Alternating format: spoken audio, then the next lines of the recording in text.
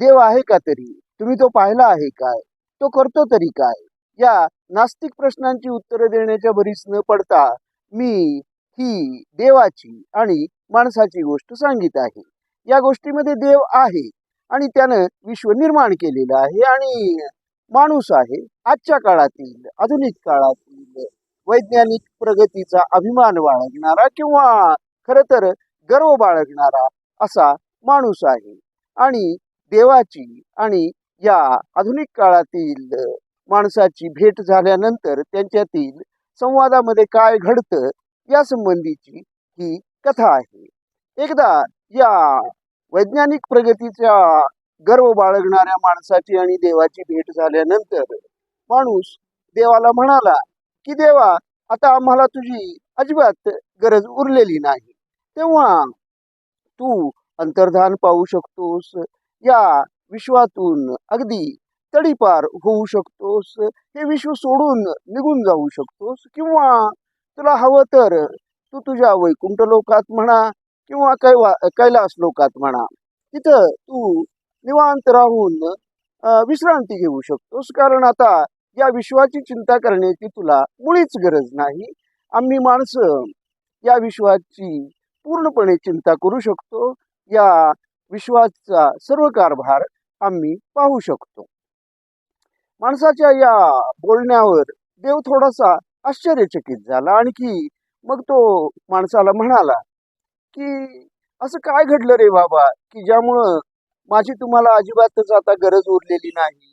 म्हणजे असं नेमकं घडलंय तरी काय?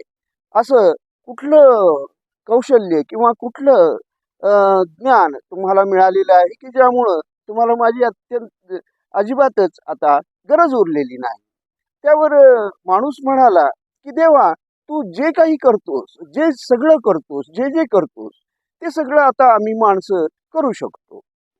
आम्हाला या विश्वाचं रहस्य समजलेलं आहे.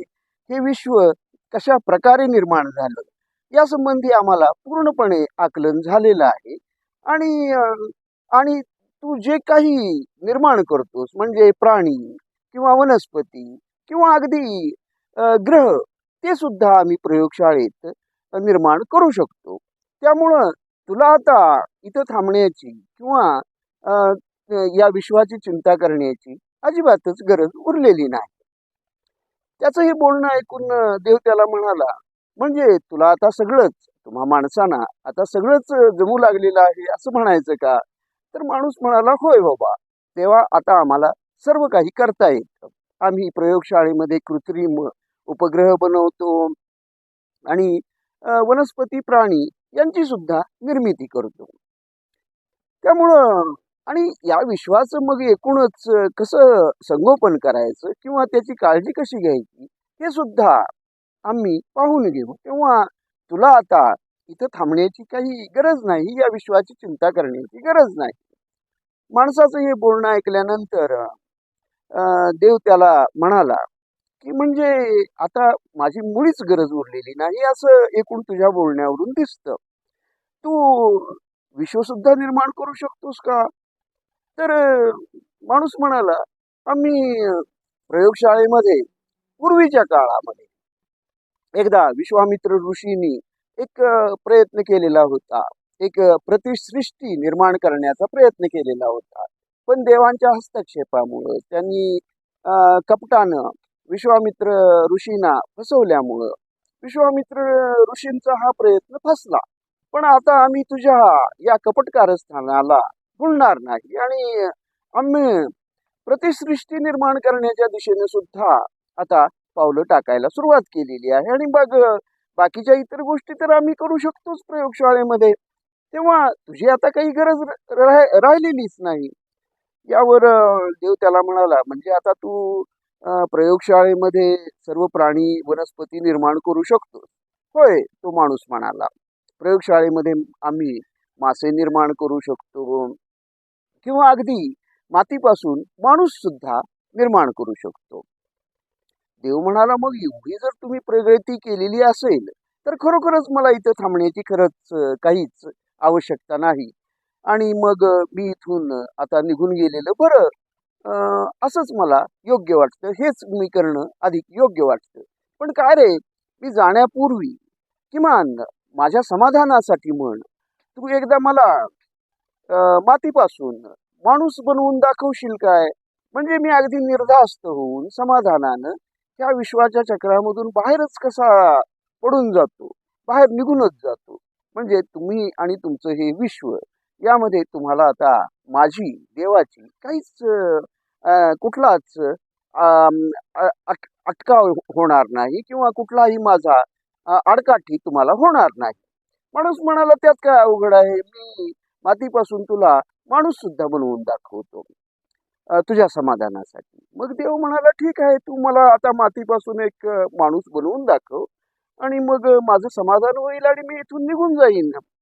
मग देवाचं हे बोलणं ऐकल्यानंतर माणूस खाली जमिनीकडे वाकू लागला. जमिनीकडे वाकू लागल्यानंतर वाकू लागला आणि तो आता जमिनीवरून माती उचलणार. एवढ्यात देव त्याला म्हणाला, अरे रे, हे तू काय करतो आहेस? तेव्हा माणूस त्याला म्हणाला, की मी माती उचलतो आहे. ही माती उचलून त्यामधूनच तर मी तुला माणूस बनवून दाखवणार आहे, माणूस घडवून दाखवणार आहे. देव त्याला म्हणाला, की ही तुझी फसवणूक आहे, हा लबाडीचा डाव आहे. तू जी माती उचलतो आहेस ती माती मी निर्माण केलेली आहे, ती काही तू निर्माण केलेली नाही. त्यामुळं आधी तू तुझी स्वतःची माती निर्माण कर आणि तुझी स्वतःची माती निर्माण केल्यानंतर त्या स्वतःच्या मातीपासून तू तुझा स्वतःचा असा माणूस घडवून मला दाखव, तरच माझं समाधान होईल. देवाचं हे निर्वाणीचं बोलणं ऐकल्यानंतर तो माणूस स्तंभित झाला, अत्यंत स्तब्ध झाला आणि उगाच तसाच देवाकडे बघत राहिला. आणि देव थोडासा हसला, गालातल्या गालात हसला आणि अंतर्धान पावला. तो अंतर्धान पावला, ते पुन्हा परत येऊन या विश्वाचा गाडा पुढं आपणाला चालवायचा आहे, हे लक्षात घेऊनच पुन्हा परतण्यासाठीच तो अंतर्धान पावला. जाणकार अशा श्रोत्यांना कथेचा बोध आणखी स्पष्ट अशा शब्दात सांगण्याची काहीच आवश्यकता नाही, नाही का? धन्यवाद.